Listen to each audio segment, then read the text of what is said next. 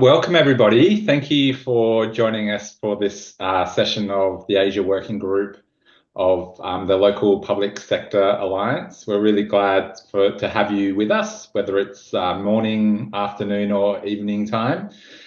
For those of you who don't know me, my name's Peter Yates. I'm one of the co-chairs of the Asia Working Group.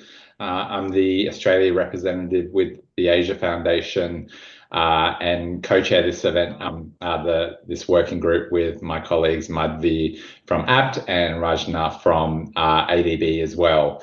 So we're really pleased we try and hold these gatherings about 3 times a year to check in on what's been happening in all things local governance across Asia, particularly with a focus on the public sector as well.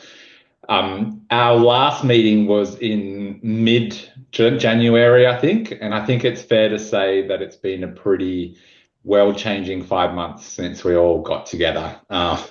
Certainly working for an international NGO with a headquarters in the US, our experience of the dramatic changes in the global landscape of the development sector overall has been pretty dramatic.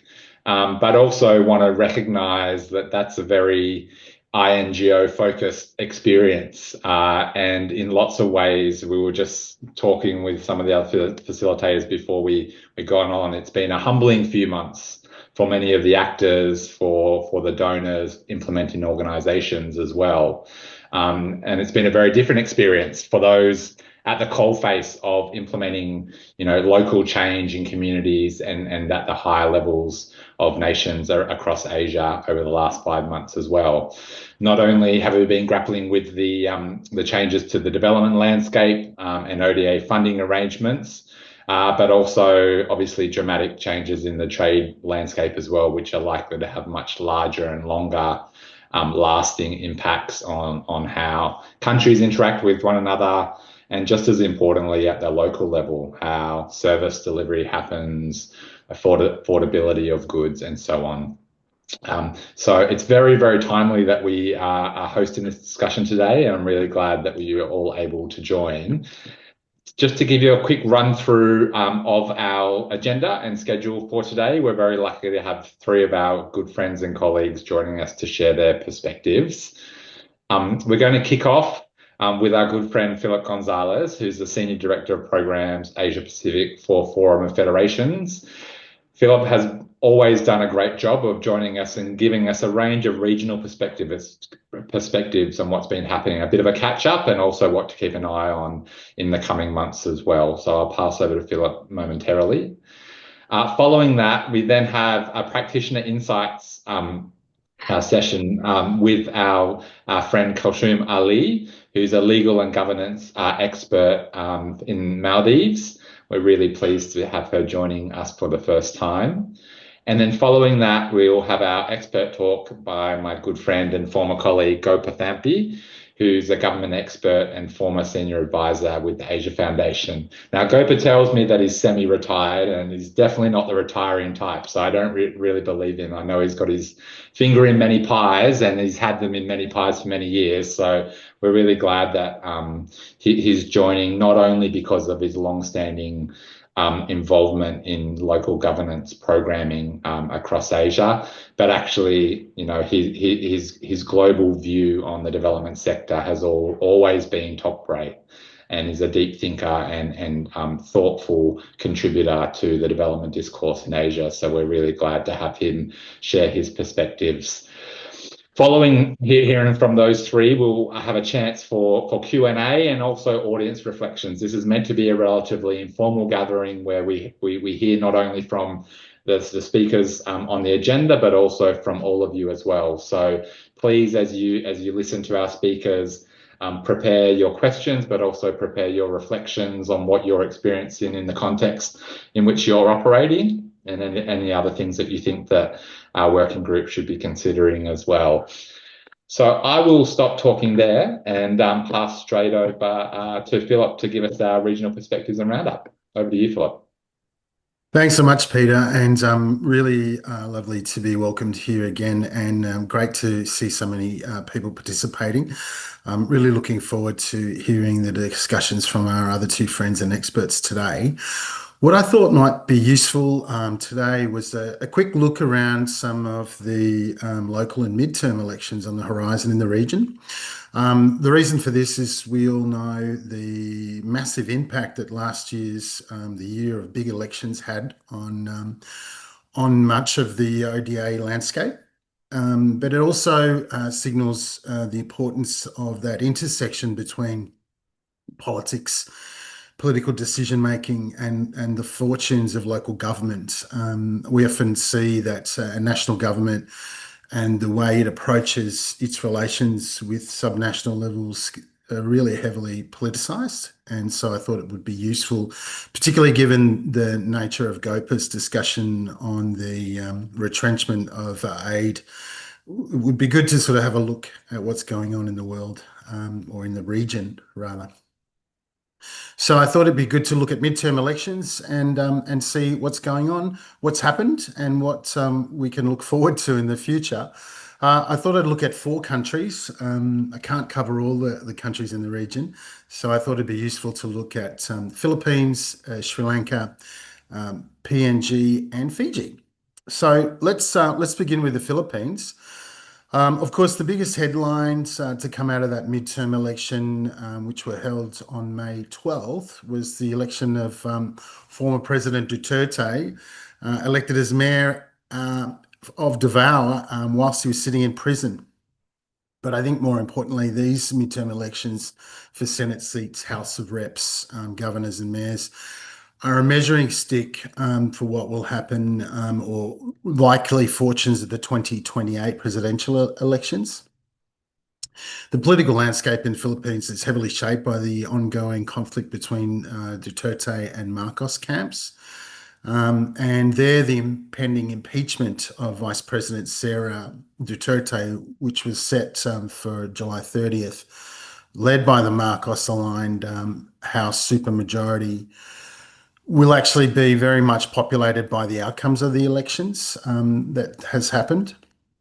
So how this plays out will really directly impact the fortunes of local government in the Philippines, and particularly the local governance code, which introduced ambitious greater autonomy and decentralisation for local government units, was the backbone of much of the autonomy, the special arrangements that's been afforded Bangsamoro. So it's an important one to watch. I thought the other one that we could talk about quickly was in Sri Lanka, where we've had the long-awaited local elections there. And particularly, it was an important, I say, yardstick for how the population viewed the performance of the National People's Power, the NPP, and President Disayunke. And what we saw out of that election was that the NPP had a really impressive win, 43.2.6% of votes. And they now control 266 local bodies, which is quite impressive. And we also saw a voter turnout of 60%. These elections have triggered intense debate in the country, I think, from both sides of the opposition and, of course, the parliamentary government.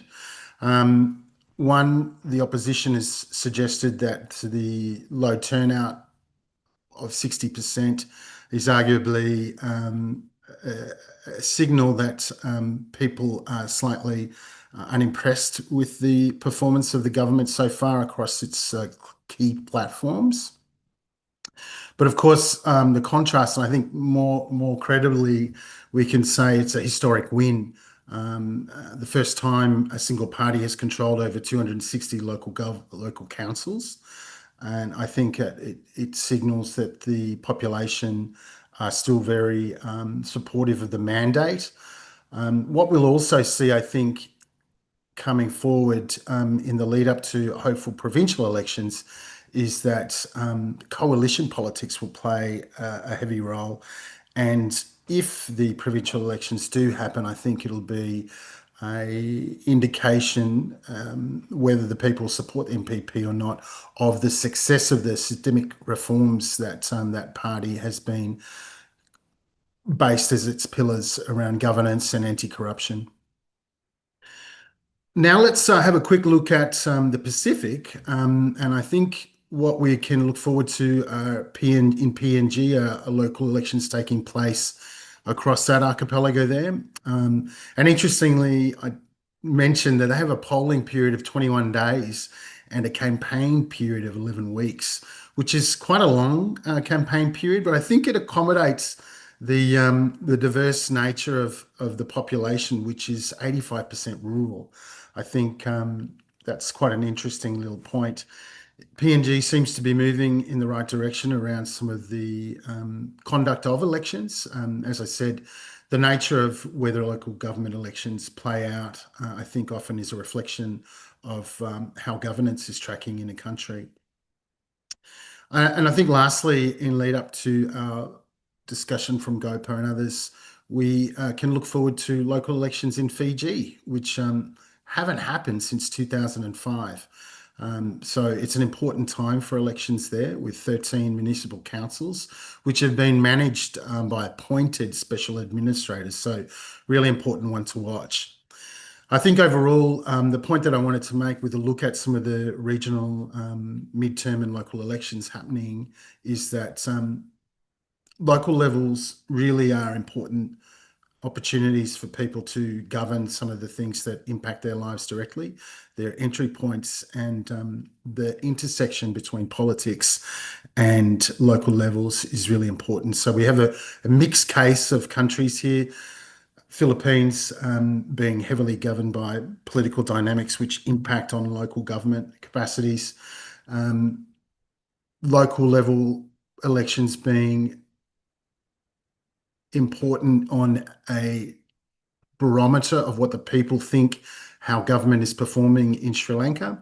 And then once again, looking at how local government elections taking place for the first time in many years in Fiji and going strongly in PNG, also indicative of some of the fortunes of good governance. Back to you, Peter. Thanks very much for your time, everyone. Cheers. Thanks so much, Philip. A great whip around the region. And there's no doubt that Kevin and I, we can't take anything for granted when it comes to electoral processes these days, right? As not only are lots of institutions already under pressure, I think the global norms around the ability for different actors to feel very comfortable contesting electoral procedures in spite of the integrity of processes that might exist in any country is very real. And so additional attention should always be paid to those, particularly those at the local level. So thank you again, Philip. Let me now pass over to Kulsum Ali, who's joining us from Mali. With an academic background in law, she's a governance advocate and researcher in Maldives, worked with local council representatives in training on decentralisation mandates, empowering women and building local institutional capacities. I only just had a chance to meet her for the first time a moment ago, so I'm really, really particularly glad that she was able to join us today. Thank you, Kulsum, and I'll pass over to you.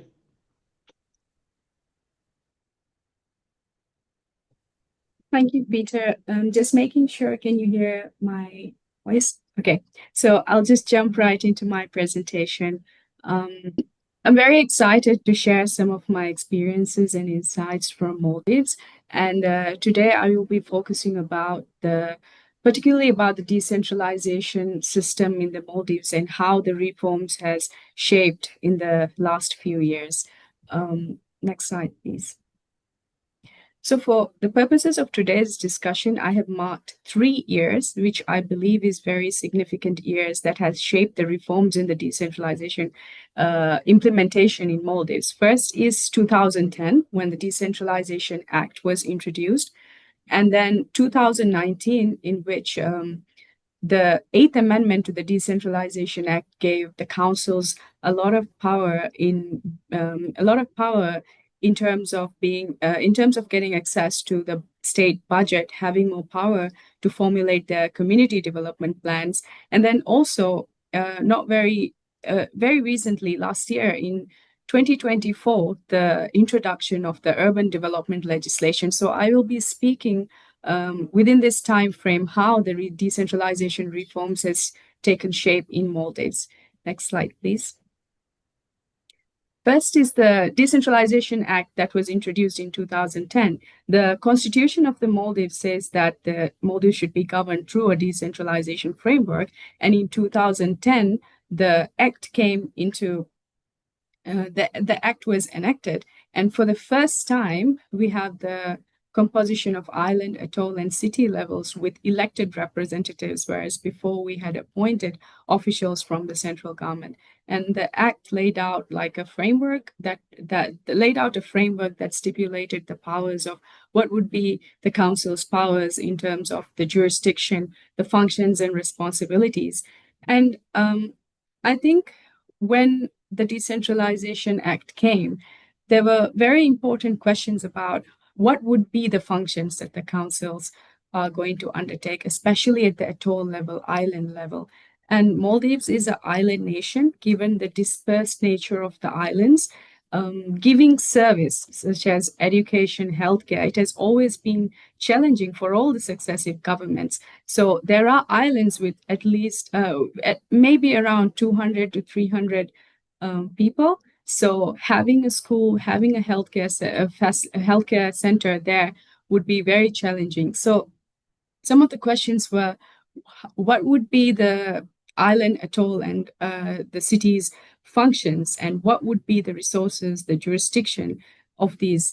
And I think since 2010 until 2019, these reforms were being shaped by successive governments in a way that sometimes there were reversal of policies. Sometimes the council's powers get suspended. Sometimes the councils have more ambit to work within their scope in order to formulate development plans. So it was not like a very straight cut.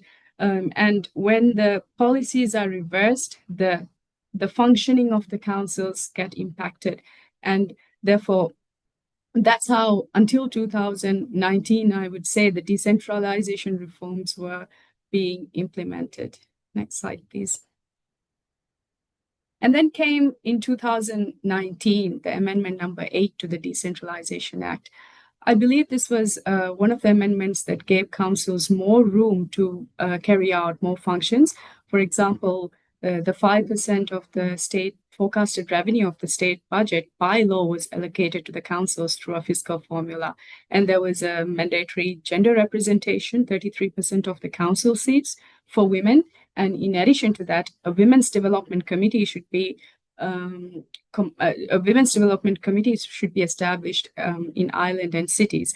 And also, this amendment was key because this was the first time that the islands can do their own land use plans and submit to the central government, and they could use the resources in the island subject to these land use plans. So it gave them a lot of power to be part of the community development, engage with the community, and take more ownership of the resources and how the communities are being governed. And also the assignment of public sector investment programs.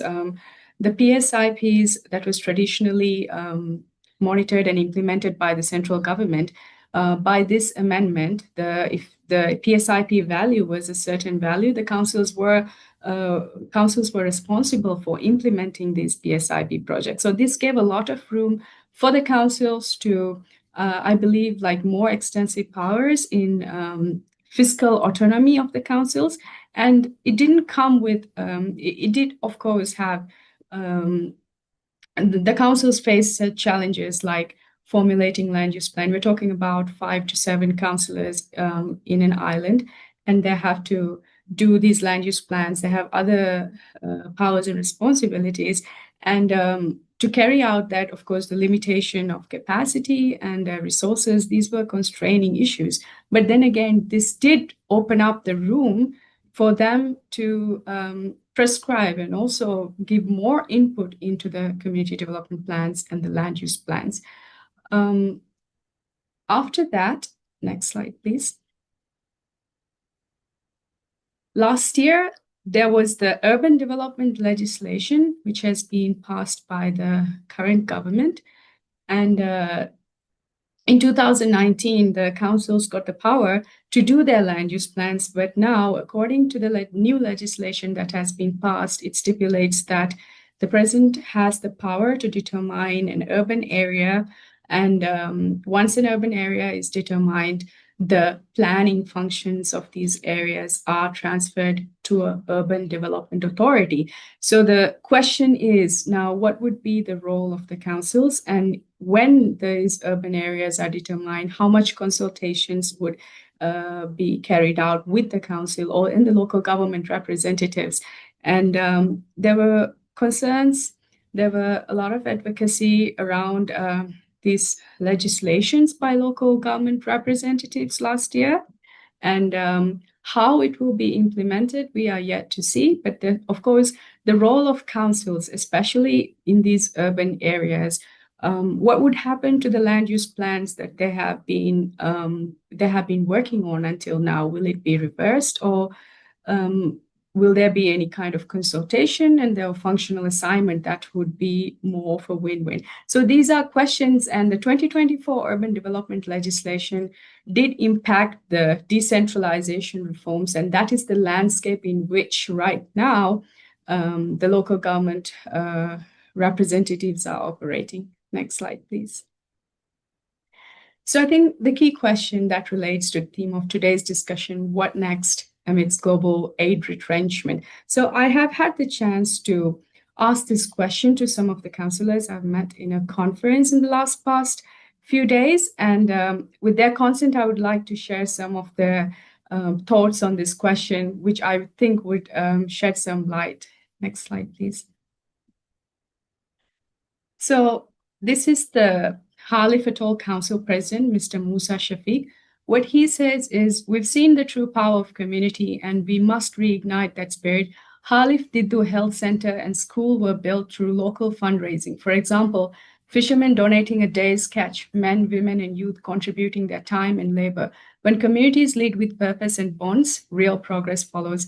And I think this resonates to a time where foreign aid was foreign to these communities, where these islands, they had no access to to aid or even like enough resources from the central government. This is a time where they got together and had to find solutions. So our history says there are success stories that could be replicated, where in a time where we are right now, is there are more resources that could be utilized.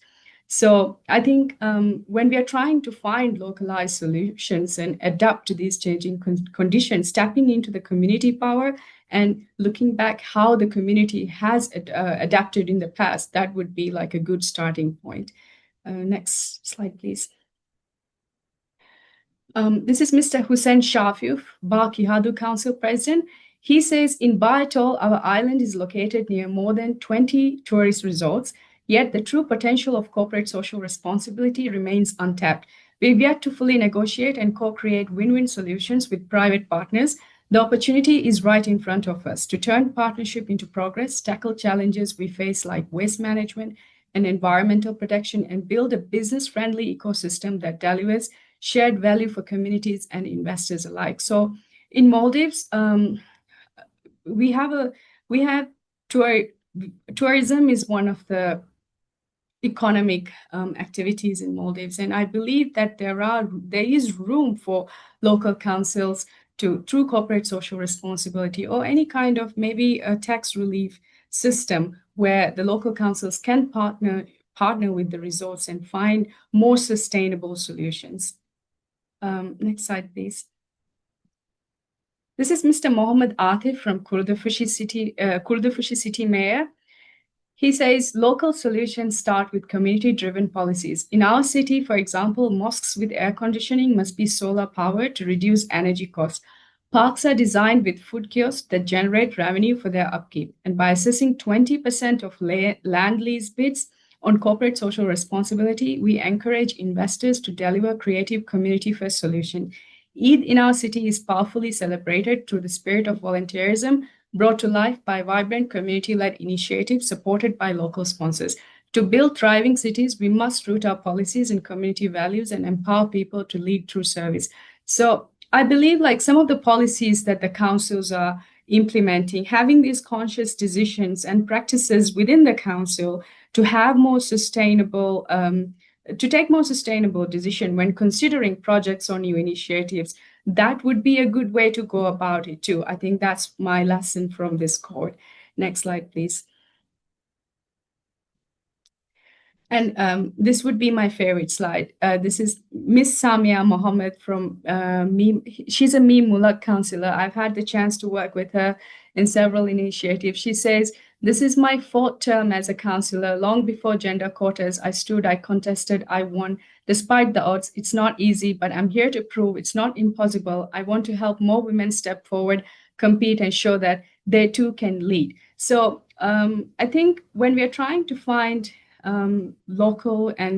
local solutions and more homegrown ways how we can adapt to these challenges we have. We need to amplify the voices of women, for example, who has stood and who has it's a conventional. There's structural barriers for women to come into local governance, but we do have these good examples that we can help to amplify, and this could be inspirational for women who wants to come and step ahead and lead. So my final reflections would be, I think there is a lot of room to re-image our perception from foreign aid to local agency and frame decentralization reforms and proposals as win-win.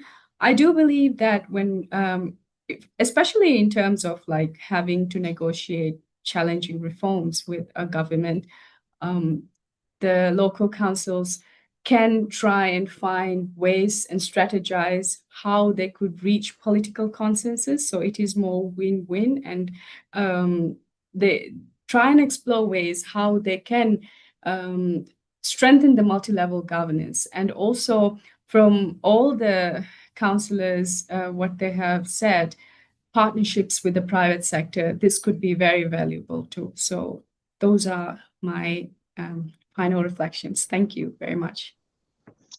Thank you so much, Kulthum. That was so insightful, starting with the significant formal institutional arrangements that have sort of determined and shaped local level governance in Maldives over the last sort of 15 years.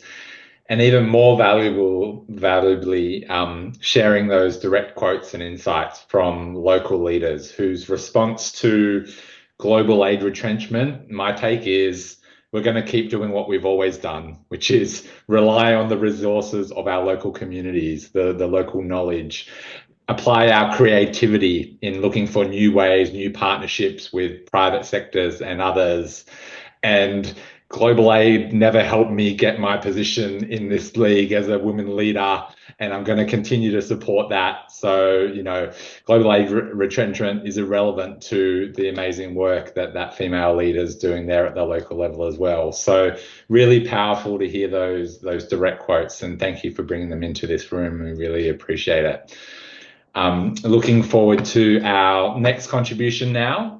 As I mentioned up the top, Dr. Gopa Thampi. Until December 2024, Gopa was the Asia Foundation's Senior Advisor for Governance in Sri Lanka.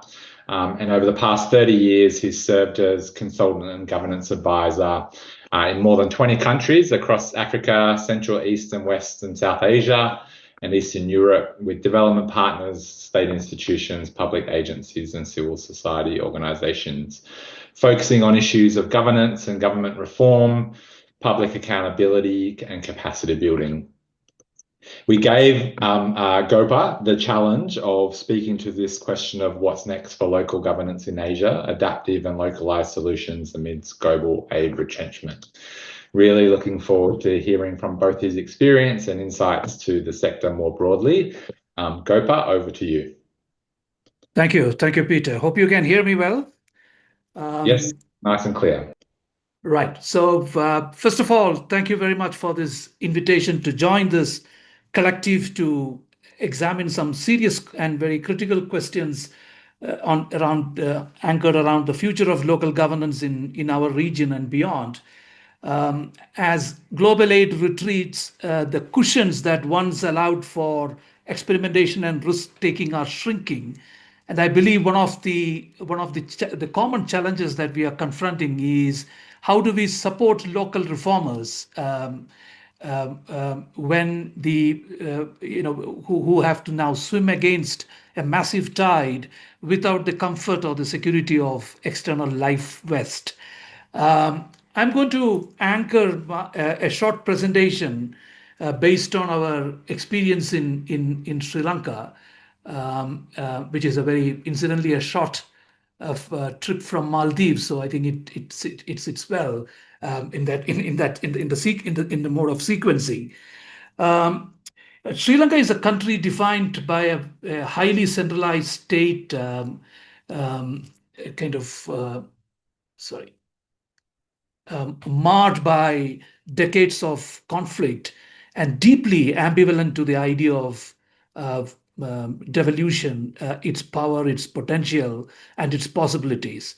But what stands out in paradoxically in this context is that the Asia Foundation has been able to work and sustain a local governance program without a break for the last 20 years. So I believe that what I'm going to present, which is a curation of observations and insights that more or less builds on to what we heard from Kulsum just now, on some of the things that have stood the test of time, that navigated a series of shocks and crises over a period of 20 years. And is there anything that we can pick up from this experience and reflect on this larger question of where do we move next? I must confess that I'm just a storyteller of this tale, raconteur, and the real actors are people who spent time in the trenches over the last 20 years. And I want to acknowledge a formidable group of comrades back in Sri Lanka, still battling it out. And I also see from the participant list that we have a champion, a reformer, an advocate, somebody who has been flying the flag of local governments for a long time, Hemanthi Gunashekara from the Federation of Sri Lankan Local Government Association. So, we definitely can tap into her experience and insights as we move forward. So, probably what makes the Sri Lankan experience bit pertinent for today's discussion is that the program's long trajectory of 20 years had to encounter and navigate some of the most shocking and disruptive forces that independent Sri Lanka has witnessed over the last 20 years, starting with the tsunami of 2004, the flashpoint of the civil war, the accumulation of the civil war, the post-war reconstruction with heavy focus on infrastructure building, a flash in the pan democratic coup when democratic governance space opened up for a short time, only to see that getting constricted with political uncertainty and a constitutional crisis. We had two incumbents to the prime minister's post for about 90 days, and there was a constitutional freeze that happened.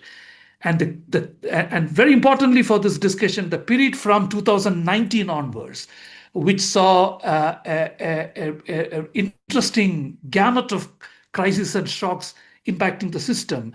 To start with, Sri Lanka got upgraded to an upper middle income country while these turbulences were on, only to see the Easter bombings that happened and the economic crisis, the onset of COVID and the economic crisis that kind of swung the pendulum to the other way, to the extent that in early 2023, almost 67% of the population were covered under some kind of social safety and social security net from an upper middle income status. So I think the pace of the crisis has been quite extensive. And the last few years, we are now beginning to see the shaping out of the IMF bailout. We have a new president, a new parliament, and now new councils to the local government, as Philip very eloquently sketched. So the challenge is that, to kind of juxtapose the program's trajectory against this timeline of conflicts and shocks, and see how did it survive, and what kind of resilience DNAs can we pick up from that. So allow me to kind of quickly move into that part. So the Asia Foundation's journey, actually, we were midwifed into the work in local governance through the tsunami and the post-tsunami reconstruction. We signed the first local government program funded by the USAID in the early weeks of December, and only to see the country devastated by the tsunami, and the program's scope and context radically altered after that. Since then, it has been a journey of experimenting tiny models, little pilots, slightly subversive approaches, and trying to see how the system is able to absorb that and kind of institutionalize some of that, and then trying to see whether some of this experimentations can be consolidated in terms of thematic program focus. And right now we are kind of boldly claiming that we are into a transformational stage where we are looking at fit for future approaches, trying to look at riding on the backbone of the IMF reforms and the new political constellations that have come in, trying to see that is this the tipping point, irrespective of the funding crisis that is happening, to really look at the resilience of the local governments, which has survived this journey over 20 years, and see what can be built around that. If you permit me a minute to be a little immodest and be a bit pompous, I just wanted to highlight some of the impact that we left on the landscape, starting with the first and the only the supporting the ministry to giving full technical support to draft and frame the country's first and only national policy on local government, setting in very early guidelines for participatory planning, something we just heard from Maldives, and also putting in a performance assessment framework to cajole and nudge local authorities to improve the efficiency, effectiveness, and equity of their role. And in the next phase, we started looking at strengthening the public finance management frameworks. We looked at citizen engagement tools like the citizen report cards. We looked at engaging the local private sector through public-private dialogues, something that was innovated and tested with great impact. And then we moved on to the most turbulent phase in trying to reframe the idea of where does economic growth spur in the Sri Lankan context? Which are the fountainheads? And we sort of contested the given conception of where these economic growth centers exist, and try to frame an alternative paradigm to identify economic growth centers, which ironically in today's crisis is proving to be an interesting entry point to see what can be built around that. Alongside framing one-stop solutions to look at regulatory reforms, putting in service level benchmarks. And we are now at a phase in the transformation phase. I'm sorry to use a very pompous word, but the idea is to look at some real disruptive concepts, like we are just designing and launching in partnership with the National Ministry for the first time nationally performance-based grants, which a concept which was kind of piloted 2 years back under a World Bank funded project, but which has now taken to scale at the national level, looking at a new performance assessment, giving a larger weightage for innovation and inclusion over compliance, efficiency, and effectiveness. And looking at hubs of transformations, all incubated within the existing state structures in the national ministry, the local government's reform unit, and the data analysis and visualization units to bring in more evidence into policy making. And very interestingly, for the first time, looking at behavioral inputs and how behavioral inputs are critical in times of crisis, to how to do more with less. and setting up a nudge unit to bring that behavioral insights into training, and to bring it into fruition through practices.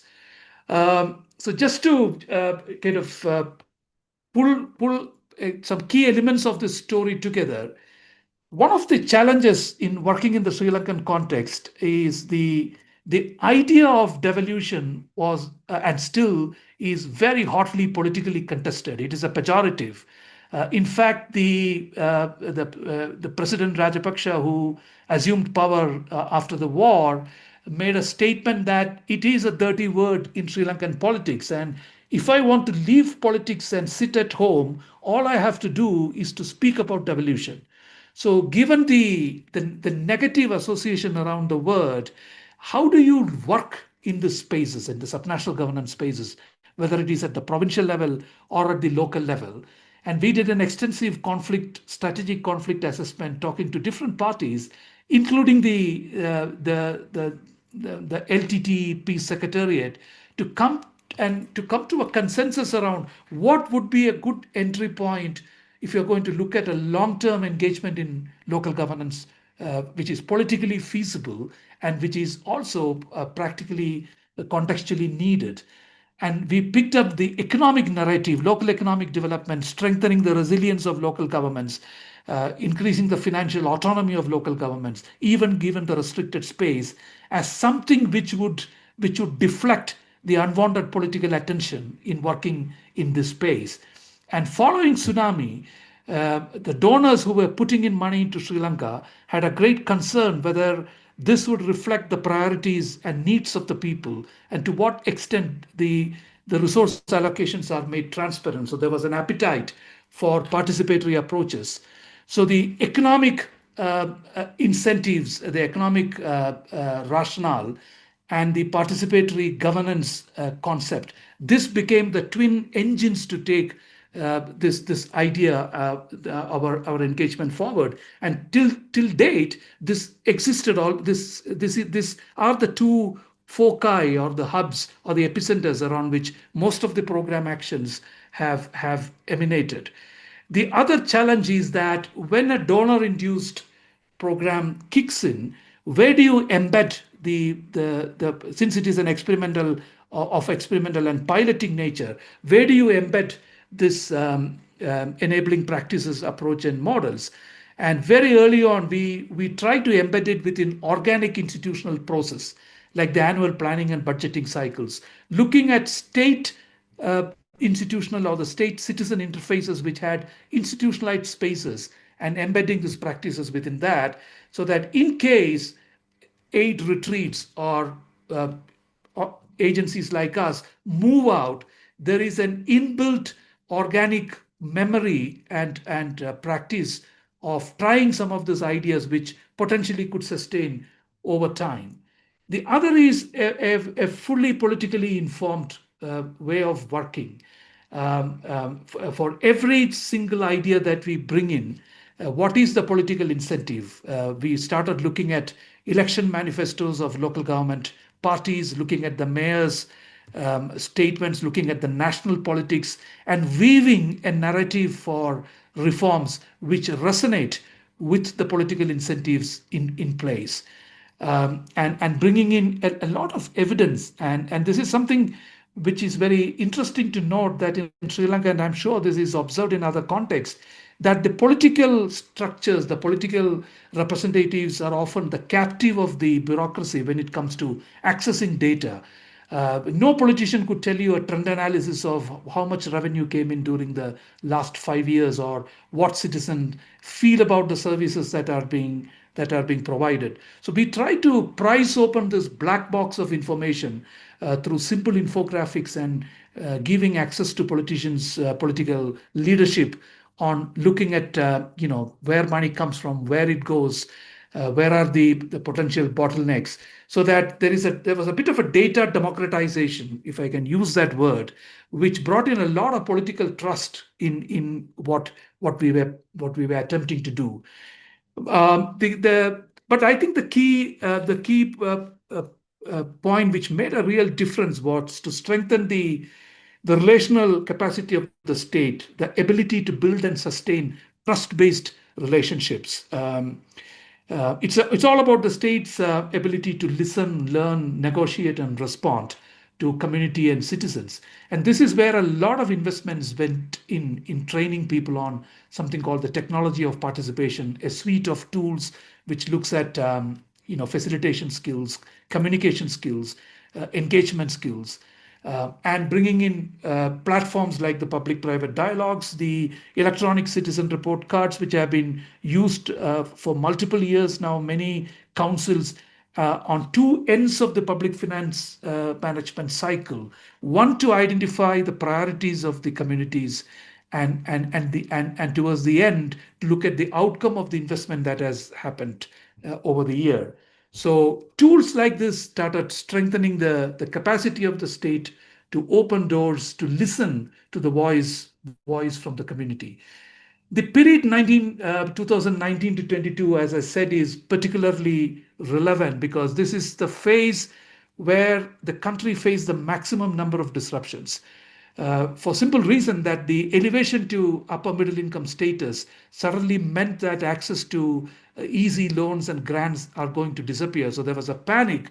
What happens to all these funded projects, and where would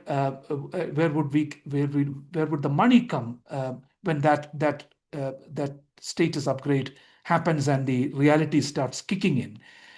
So this is a very good opportunity we sort of exploited to really look at in the Sri Lankan government imagination, where do they see the growth centers, local economic growth centers? And very often these growth centers were located in the municipal councils, the larger cities and towns, or the urban councils, the secondary cities and towns, and very rarely looking at the rural local governments, the Pradeshia Sabhas. So we started looking at the economic resilience of all the 341 local governments from multiple lenses of own revenue generation capacity, looking at how budgets are being deployed. And we showcased a database which pushed many of these known suspects out and sort of highlighted the hidden potential, the latent potential that resides in secondary cities and in rural enclaves.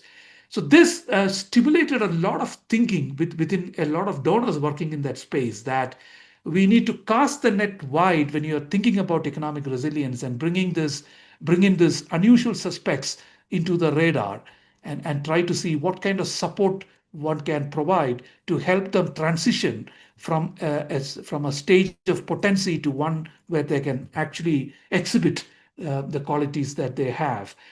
The second was to look at homegrown local financing institutions. Now, Sri Lanka has a very interesting institutional structure called the Local Loans and the Development Fund.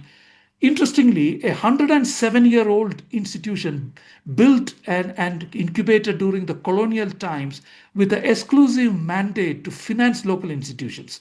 Now, this was languishing in the periphery, that even many local authorities did not know about the existence or what it really catered to. We saw in the LLDF a powerful pathway when international aid dries out. Can this institution be reinvigorated to play the role of an intermediary to mobilize domestic resources, as well as to leverage international project funds that are coming in? So a lot of investment went into making them future ready, and I'm happy to say that just 4 or 5 months back, they relaunched a new strategy and launched a new portfolio of loan products, including targeting green projects and digitization projects. So that is something which was consciously done to revitalize domestic institutions. Similarly, a strategic impact fund was piloted in the war-torn provinces in the north and the east to see the appetite for co-financing development projects. We gave the software in terms of technological know-how or bringing in expertise, but the hardware was put in by partnering local governments, and almost twice the initial investment was co-sponsored by partner local governments. So these are all pilot initiatives to test the water, see the appetite of how do we roll this out in a larger sense. In fact, the performance-based grants which are now being rolled out builds on to some of the experience that we were able to articulate around that. And with COVID, the opportunity for digital disruption came in quite handy, and a lot of digital data collection went digital, meetings went digital, and there was a large scale, massive technology adoption during the last 3 years. Also, aided by a UNDP, European Union funded project which looked at capacity development of local governments in response to the COVID crisis, which also helped in putting in the hardware to do this technology leapfrog, and be more tech savvy in terms of how the governance and public services are being managed and operated. Just to kind of now sort of slightly wind up, what are some of the lessons that we picked up? One is that change is very slow by design. What we learned is that it is of quiet constancy. How do you keep chipping away until the final results begin to show? Now, we had the luxury of having having the ability to run a marathon run with a funder who invested from the Australian government from 2009 up till now, believing that this is auguring well for future, and this is showing fundamental results in terms of capacities and policies and processes that are being reformed. The second is maybe this is a good time to pause and look at the rear view mirror to see what kind of lag effects that we left behind. Frankly, in the Sri Lankan context, we know that sometimes some of the initiatives takes about 5 to 10 years to come to fruition. But very seldom when we look from a project angle, we don't do this kind of a longitudinal evaluation of what worked and what didn't work. Perhaps this is a good time to look at what has worked through the past interventions, and we certainly learned a lot from looking at the lag effect of what worked and what didn't work, and building onto that. Investing in political literacy, that in a context like Sri Lanka, where every day there is a constant, subtle and overt infringement on the mandate and powers of the subnational governments by a centralizing state, balancing that incentives and powers of all the actors becomes very critical, and mapping that out. We do systematic, both macro level, national level political economy mapping, as well as a very interesting micro level model, which looks at each of the pilot sites in terms of micro politics and institutional transitions that are happening. The second, as I alluded to earlier, the power of soft skills whenever we encounter tough context. We know that transformative tools are not technical fixes, but mostly behavioral ones. So this is where the technology of participation, the facilitation skills, the habit of consultations make a big difference. And looking for complementarity, none of our investments went into build hardware, built for buildings or roads or other things. It was complementing what was done under the guise of tsunami reconstruction or economic reconstruction now, and complementing that with a set of soft skills which builds the state capacity for relational capacities, and the soft skills with that. An interesting lesson that we learned is that there is a peril in working with institutional champions. There is a romance in working with political leaderships and executive leadership. But in Sri Lankan context, we know that institutional champions have a very short shelf life. And what matters is the middle tier, who don't get transferred often, but is very often the most resistant tier to reforms. So working with what we call institutional memories, and not just institutional champions, became a very, very politically, it paid very rich political dividends whenever things of piloting or disruptions took place. The second is to institutionalize and localize participatory approaches being mainstreamed across key budget indicators and budgetary protocols being made statutory through policy and legislative measures, setting up a very interesting institution called the Local Governance Resource Centers in the districts of Sri Lanka, where the tools and capacities can be embedded through what we call resource pools. Now, the resource pools are staff of local governments who have been trained and mentored through this process, so that tomorrow, if there is no external assistance, especially technical assistance available, can this resource pool absorb the demand and take the momentum forward? I just wanted to leave in terms of the broader thoughts that how do we ensure that there is enough space for experimentation, because this is what works when we have to work with less. The space and the scope for experimentation much stay alive, and the adaptive long haul accompaniment, not seeing as projects but mostly as programs with a long-term focus. And from a regional perspective, what kind of collaborative opportunities come up in terms of looking at diagnostic tools, in terms of looking at citizen engagement tools? Are there other interesting exercises coming up? We heard from Maldives interesting cases of localization, localized initiatives and responses coming out, and kind of working around that. Ultimately, reform is political work. As we retract as I move back from this presentation, what is leaving the room are 8 budget project cycles and hard cash on the ground.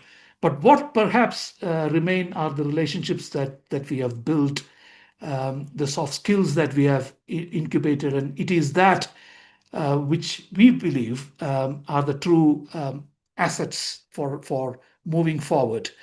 So let me rest my case here, and thank you very much for this opportunity once again, and hope to engage and listen to your feedback. Thank you so much once again for this opportunity. Thank you so much, Dr. Gopal. We really appreciate you taking the time to share your experience. I think you've laid the groundwork with questions, challenges, insights of your own for us to open up the discussion now. So I don't want to take up any more airtime myself, but would welcome opening the floor to anyone who has questions for any of our contributors tonight. Or I know, as Gopa mentioned, there's a number of you on the call that has your own experience and deep insights into the Sri Lankan context and any other context as well. So please just simply jump off mute or put up your hand and ask your question or share your own reflection.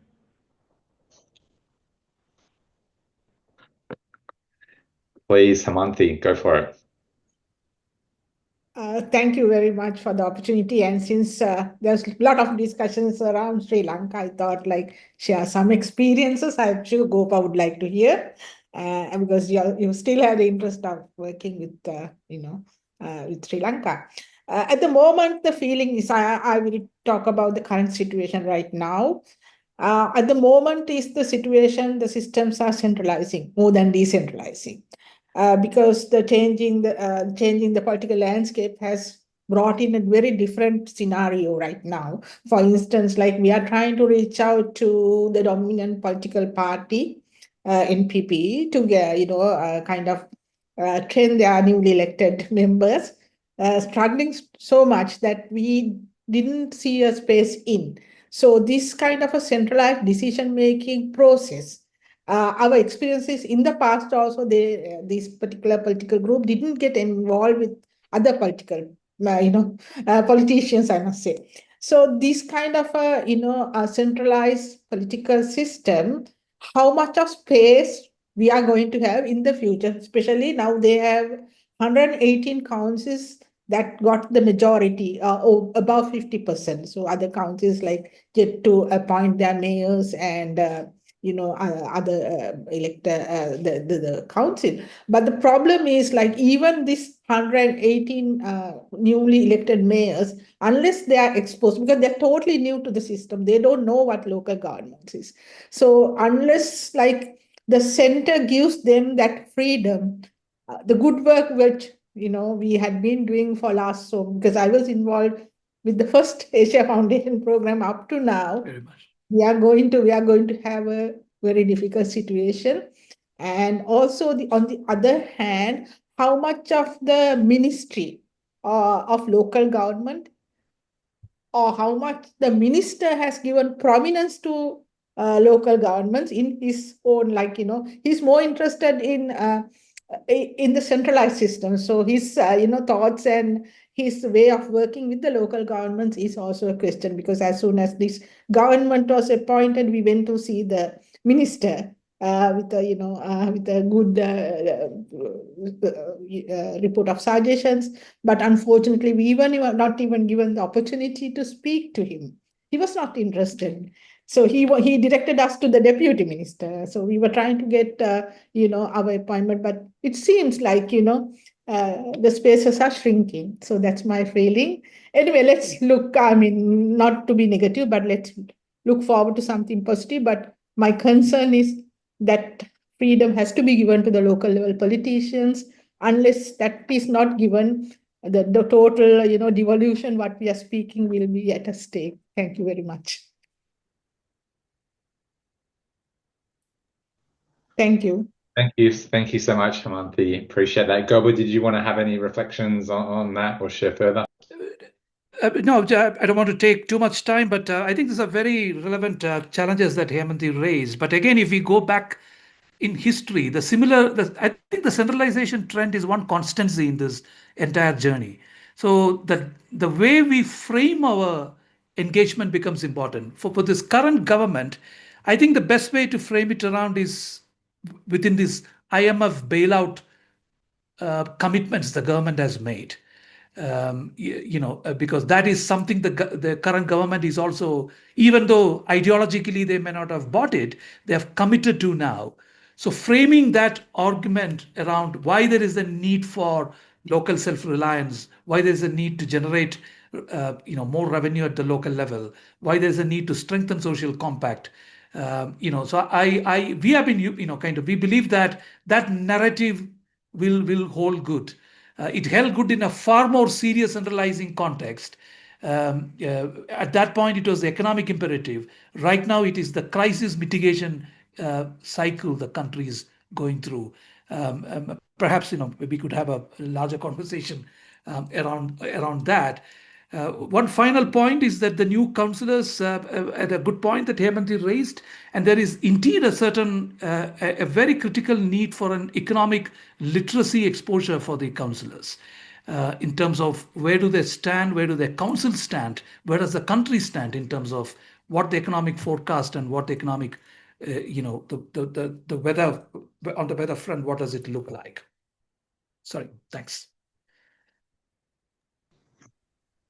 Thanks, Gopa. Any other questions or reflections? Hushim, I had a question reflecting on Gopa's. He had a slide where he was talking about, adaptive reform in a contested space, and he had his 3 kind of pragmatic entry points: reform by working politically and strengthening relational state capacity.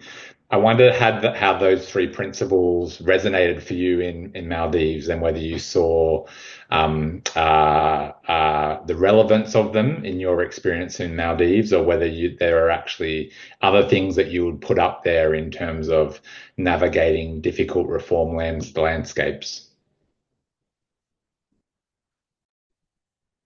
Yes. In my experience, I think that having that space for local council representatives to convene and advocate, that space has been missing in the Maldivian local governance context for a very long time. Since 2010 until last year, the local council representatives didn't have this independent platform for them to come together with concerns and then advocate or go to the central government and say, these are the reforms. So the local council concerns were very fragmented.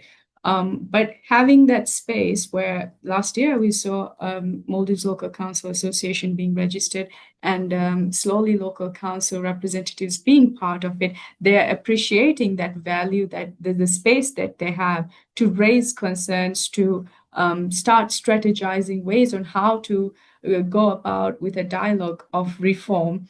I think that's one way in which the local council representatives can organize themselves in the backdrop of this.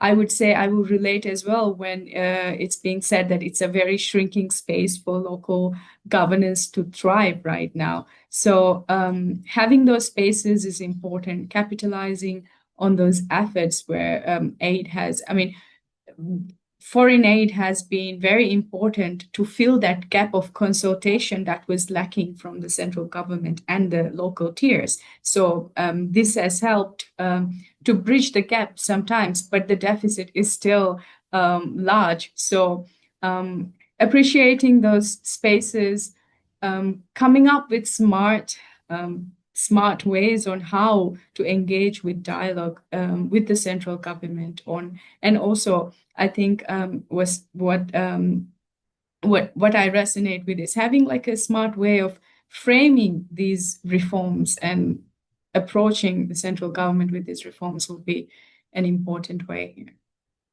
I hope that answers the question. Yeah, absolutely. Thank you. And we've just had a question put in the chat as well by John Dalton, that either if yourself or Gopa wants to respond to. It seems that the working politically is a challenge to the notion of localization via NGOs. So how do you navigate this? Do you want to have a first go? Yeah. So I see in the Sri Lankan context, from our experience, I think working politically, one of the primary principles of working politically was to recognize the importance and stake of local actors. Since this particular program was an inside-out program that they worked with state institutions, looking at public service delivery and other outputs, there was very, very little direct engagement with the local civil society, for instance. So this was more about making the state receptive to local actors in their own settings, and it is it was fascinating. For example, the citizen report card, when it was first launched, the electronic dashboard did not have much details except overall citizen satisfaction with the council services. But a political mayor got very interested and came back and said, I want to know how different ethnicities in my constituency respond to my council.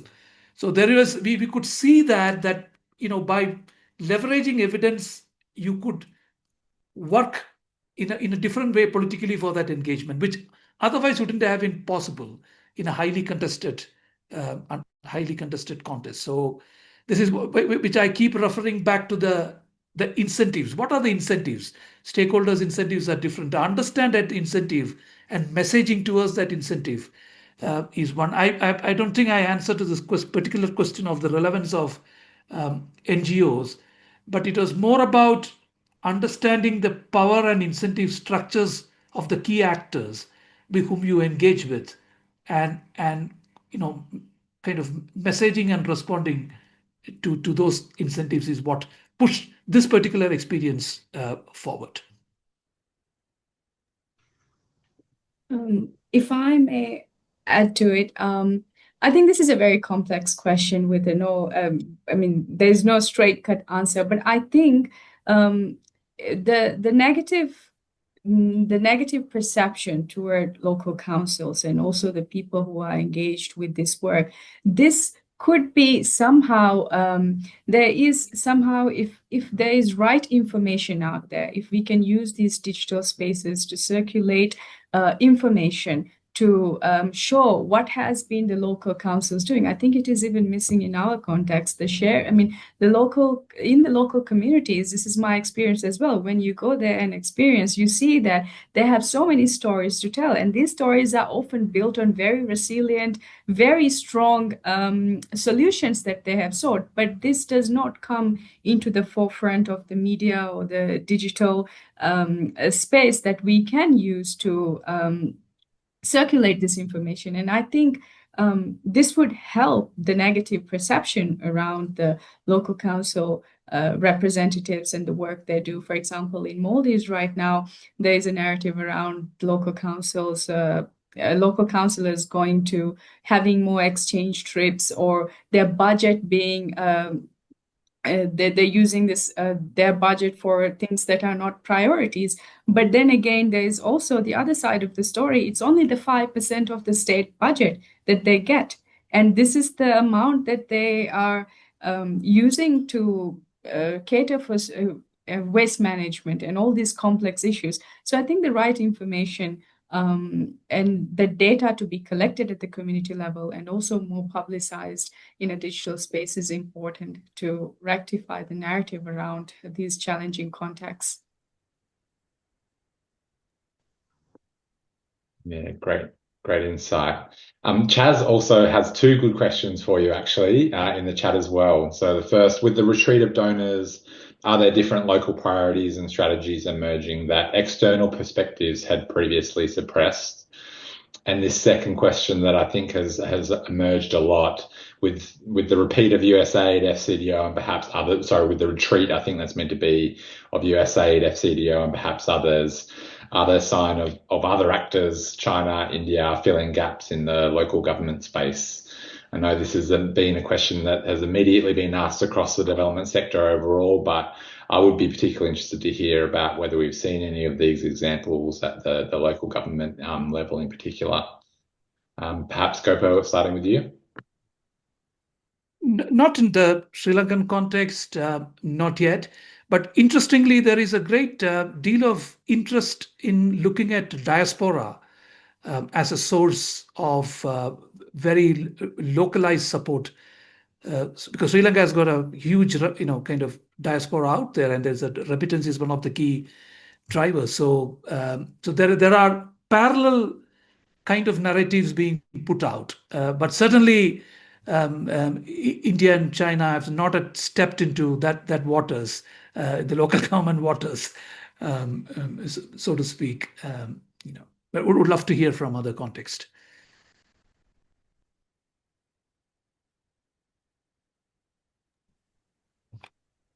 There's nothing I can pinpoint. Yeah. Yeah, I mean, I think that reflects overall. I mean, China in particular, but also India have been playing a pretty different game anyway, right? So, the idea of the retreat leaving gaps it isn't something that we've seen across the region, not just at the local level, but in other key areas as well of retreat. Hemanthi, do you want to jump back in? Yeah, thank you. What another area we haven't actually looked at is the CSR projects, because there's huge investment sometimes. But if we explore the possibility of building partnership with the at least the big corporates to work on the CSR diverting through the local councils, I think it may not be a huge investment, but still there could be some kind of a good support can be taken from the corporate sector as well, because we actually tried, and I think we are on our way, especially with the private sector. So probably we can look at corporate sector also as a way of bridging this gap, but certainly not China and India. I fully agree with Gopa. Thank you. Yeah, thanks, Hemanthi. Fantastic. Well, if there aren't any other further questions, we might draw the conversation to a close. Just to reiterate my great thanks to Philip, Kulshun and Gopar for joining us and sharing their insights and knowledge today. A really timely discussion that we were very grateful to have such great speakers join us for. As I mentioned at the top, these are conversations that we try and hold about 3 or 4 times a year. So keep an eye out. We mainly share them on LinkedIn, but also other social media platforms as well. Don't forget the fantastic decentralization.net website as well, where we track all of our events. There's thematic working groups as well as these regional working groups if you've got particular interests in areas of local public sector work. So jump on there and see all the great resources.